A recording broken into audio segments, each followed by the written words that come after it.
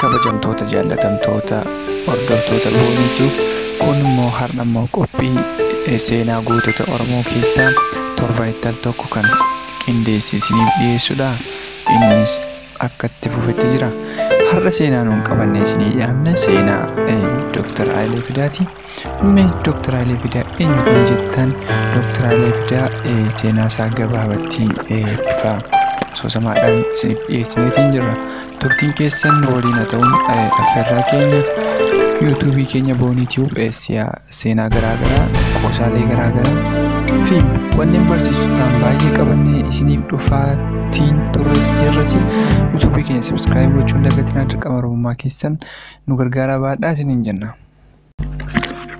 Dr. Hayilee Fidaa 1939 1979 jiraatani. Nama siyaasaa yoo ta'u, hoogganaa warraaqsa sooshaalistii guutuu Itoophiyaa irra caalaa maqaa Amaariffaa Meeysoon jedhamuun beekamu ture. Gumaacha isaa keessaa inni guddaan dargii bakka bu'uun sagantaa warraaqsa dimokiraatawaa biyyaalessaa baasuu isaaniitiini.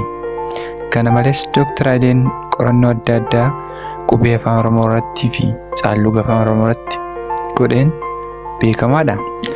Tole kabajamtoota daawwattoota keenya mee seenaa dudduubaa Dr. Hayilee Fidaa isinitti himna. Hayilee Fidaa Wallagga keessa magaalaa Arjootti dhalate, Naqamteetti guddate.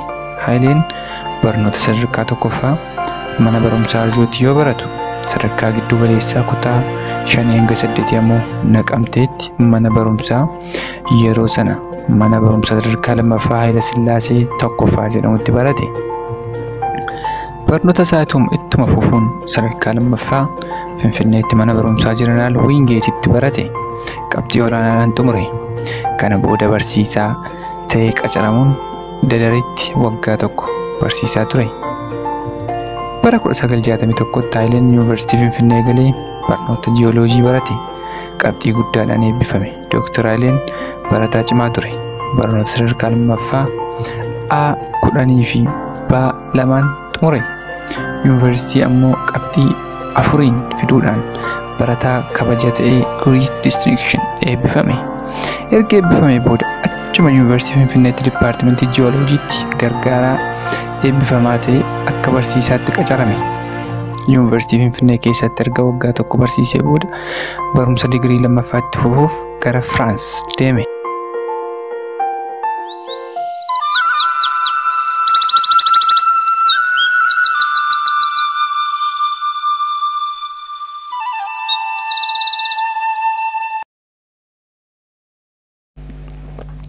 Dr. Hayileen Firaansitti jalqaba barumsa ji'oofiiziksii itti aansee waggaa lamaaf ammoo sooshooloojii barate eebbifame. Hayileen sochii tokkummaa barattoota Itoophiyaa kan Yuuroop keessatti godhuudhaan kan ka'e mootummaan Haayila Sillaasee waan balaaleffatuuf paaspoortii fi iskoolaarshiippiin isaa jalaa haqame. Sababa kanaaf biyyatti deebi'uu waan hin dandeenyeef waggaa lamaaf mana barumsaa Firaans tokkotti qacaramee barsiisaa ture. Itti aansee paaspoortii dhoksaadhaan imbaasiin Itoophiyaa kan Jarmanii kenneefiin gara Jarmanii deeme. Yuunivarsiitii Hamburgitti waggaa lamaaf barsiise. Amajjii 1975 erga warraaqsi dho'e booda gara Itoophiyaatti deebi'e. Sochii siyaasaa isaa keessatti yeroo Firaans turetti Hayileen Maarkisiizim Sooviyeet fudhatee ture. Riin Leevort akka jedhetti Hayileen miseensa paartii Kooministii Firaans ture. Waamicha dargiin Itoophiyaanonni barataan gara biyya isaaniitti deebi'an akka tajaajilan godhe fudhachuun Hayileen bara 1975 keessa gara biyyaatti achis deebi'e. Naggaadee Gobazee kan achumaan Firaansitti barachaa ture wajjin naannoo Yuunivarsiitii Finfinneetti mana kitaabaa tarkaanfataa bane. Kunis kitaabota Maarkisiizim Leniinizim lammii biyyattiitiif dhiyeessuuf ture. Manni kitaabaa dulloomaa fi dadhabaa ture kun barattootaan guutame. Kitaabonni haaraa dhufan battalumatti gurguramanii dhumu ture. Oduma baay'een turin Hayileen dargiin biratti qofa odoo hin taane hoogganaa dargii Mangistuu Hayilamaariyaam biratti beekame. Dargiin yeroo sana deeggartoota siivilii fi gorsaa Maarkisiizim Leniinizim barbaadaa ture. Muddee 1975 barreessaan dargii kutaa biiroo dhimma ijaarsa uummataa kan Ingiliffaan POMO jedhamu dhaabee Haayilee Fidaas hoogganaa godhe. Kaayyoon POMOA dargiin deeggarsa uummata biratti akka argatu gochuu qofa osoo hin taane siiviloota bitaa warra kaan dhaqqabuu ture. Hoogganaa kutaa kana ta'ee odoo jiru kan Dr. Haayileen sagantaa warraaqsa dimokiraatawaa biyyaalessaa kan qopheesse. Dookumentiin kunis dhaadannoo Itoophiyaatti argame Itoophiyaan haa dursitu jedhu kan dargiin akka kallattiitti itti fayyadamaa ture garuu kan ifa hin turin bakka bu'e. Tokkummaan warraaqsa hojjettoota qonnaan bulaa fi burjaajii xiqqaa tarkaanfataniin fiwudaalizimii, imperializimii fi kaapitaalizimii barbaadanii dhumarratti Rippaabilika Dimokiraatawaa Uummata Itoophiyaa uumame. Mangistuun warraaqsa dimokiraatawaa biyyaalessaa fudhatamee hojiirra ooluusaa hiriira eebila 20/1976 beeksise. Haa ta'u malee POMO'n mormitoota siivilii wajjin wal quunnamtii uumuu dadhabe. Namoota duula irratti hirmaatan kan hojii baadiyyaatti irratti ramadaman dhiisanii gara magaalaatti deebi'an. Wajjin mormitoonni dhaaba warraaqsa uummata Itoophiyaa kan Ingiliffaan EPRP jedhamu deeggaran kunis lakkoofsa miseensota isaa fi dhiibbaa inni uumuu dabale. Meeysoon dargii yoo deeggaru EPR'n dargii sochii uummataa humna waraanaatiin ukkaamsee dubbachuun balaaleffate. Karaan sooshaalistii inni qajeeltoon mootummaa uummataa kan dhugaa hundeessuuf qabsaa'u itti fufuu malee dargii isa nama hacuucu akka hin fudhanne ifoomsan.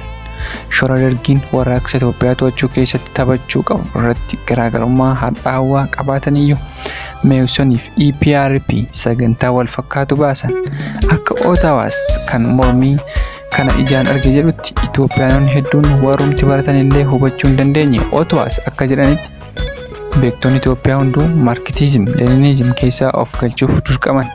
Barsiistonni kun Piroofeesaroota yuunivarsiitii kan mormii siyaasaa kanaan baay'ee jaanjaanii fi hubachuuf jecha kitaabota durii hedduu dubbisan arganiiru. Barattoonni yuunivarsiitii waggaa 3ffaa fi 4ffaa barru Addis Zamanirraa jiranii fi paamfileet dhoksaan maxxanfaman hiikanii nuu kennan garuu mormiin dhaabota siyaasaa adda addaa gidduu jiru maal akka ta'e hubachuun akka hin dandeenye dubbatu.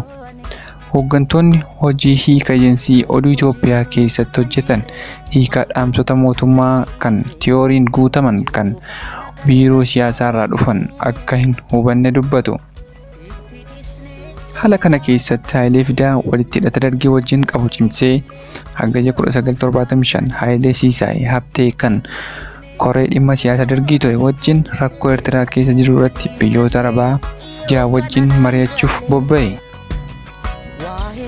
Jechaan kan wal mo'u dadhaban mormitoonni kun gara tarkaanfii humnaatti ce'an. Namni jalqaba tarkaanfiin irratti fudhatame Tiyoodor Baqqalaa yoo ta'u gaafa 1977 ajjeefame. Tiyoodor Baqqalaa miseensa Meeysoonii fi hoogganaa tokkummaa hojjettoota guutuu Itoophiyaa ture. Kun jalqaba goolii diimaa ture. Yeroo kanaas namoonni 100 lakkaa'aman yoo du'an mo'atamuu EPRT'n xumurame. Namoonni goolii kana jalaa ba'an Finfinneedhaa gara Tulluu Asimbaatti baqatan. EPRP baqatuyyuu haalli jiru Haayilee Fidaafis ta'e Mi'eessoon hin fooyyofne. Adoolessa 10/1976 fonqolcha Mangistuu aangoorraa buusuuf godhame fashale. Siisaay Habtee guyyaa 3 booda gargaartota isaa 17 wajjin ajjeefame. Kana booda dhuma bara 1976 keessa mormiin Mangistuu fi Meeysoon gidduutti uumame. Kana booda Mangistuun miseensota Meeysoon kan mootummaa keessa jiran aangoorraa kaasuu jalqabe. Filannoo ministeerotaa bitootessa 1977 godhame irratti Meeysoon aangoo tokko yoo doon argatin waan hafeef haalli jiru ittuu hammaate. Waxabajjii 14 hooggansi PMO Meeysoo irraa fudhatame. Haayilee Fidaa fi miseensonni Meeysoon tarkaanfiin itti aanu hamaa akka ta'u waan baraniif dafanii tarkaanfii fudhatan. Hagayya 19 hooggantoonni Meeysoon 19 fi kaadiroonni 500 ta'an ifatti socho'uu dhiisanii lafa jala socho'uutti geeddaran. Finfinneedhaa baqatanii gara baadiyyaatti baqatan. Mangistuun haasaa guyyaa 5 booda godhe irratti Meeysoon balaaleffate. Hagayya 26 Haayilee Fidaa fi hooggantoonni Meeysoon kan naannoo Finfinneetti qabamanii gibbii durii kan biiroon dargii keessa jiru keessatti hidhaman. Hooggantoonni Meeysoon baay'een dhukaasa humnoota dargii fi isaan gidduutti godhameen du'an. Naggaadee Gobazee qofatu gara Yemenitti baqatee lubbuun hafe. Haayilee Fidaa mana hidhaa keessatti yeroo dheeraaf hanga dhuma irratti ajjeefamutti haala hamaa keessa jiraachaa ture. Haalli ajjeechaa isaa ifa miti. Garuu Andargaachoo Xurunesh Haayileen erga hidhamee waggaa 2 booda bara 1979tti ajjeefame jedhe. Haayileen dura ta'aa tokkummaa barattoota Itoophiyaa kan Yuurooppii ture. Tolee kabajamtoota daawwattoota keenya, qophiin keenya akkuma itti fufetti jira. Qorannoon afaan Oromoo irratti godhe ilaalchisee Dr. Haayileen qubee afaan Oromoo uumuu keessatti gahee guddaa qaba. Yeroo Yuurooppii jiru Haayileen miseensa garee barattoota Oromoo kan qorannoo irratti xiyyeeffatuu fi kan garee qorannoo barattoota Oromoo jedhamu ture. Gareen qorannoo kun barattoota Oromoo biyyoota akka Firaans, Jarmanii, Swiidin, tokkummaa Sooviyeet, Hangaarii fi Yuugooslaaviyaa keessa jiraatan hammata. Gareen kun afaan Oromoo afaan barreeffamaa akka ta'uuf qorannoo bal'aa godhe. Haaluma kanaan gareen kun bara 1972 barruu qorannoo isaa kana kan Languages in Ethiopia Latin Orgies for Writing Afaan Oromoo Tactic 1972 maxxanse. Barruun kunis afaan Oromoo qubee Laatiniitiin barreessuun filatamaa akka ta'e, seera ittiin afaan Oromoo Laatiniidhaan barreeffamu bu'uura akka kaa'e ture. Qorannoo kanarratti Dr. Haayileen gumaacha guddaa qabu. Dr. Haayileen itti fufuudhaan qubee afaan Oromoo haaraa kanatti fayyadamuun kitaabota 2 walitti aansuun maxxanse. Kitaabni inni jalqabaa Hirmaata Dubbii Afaan Oromoo kan jedhamu yoo ta'u, qorannoo caalluga afaan Oromooti. Kitaabni kun kan maxxanfame bara 1973 magaalaa Paarisitti.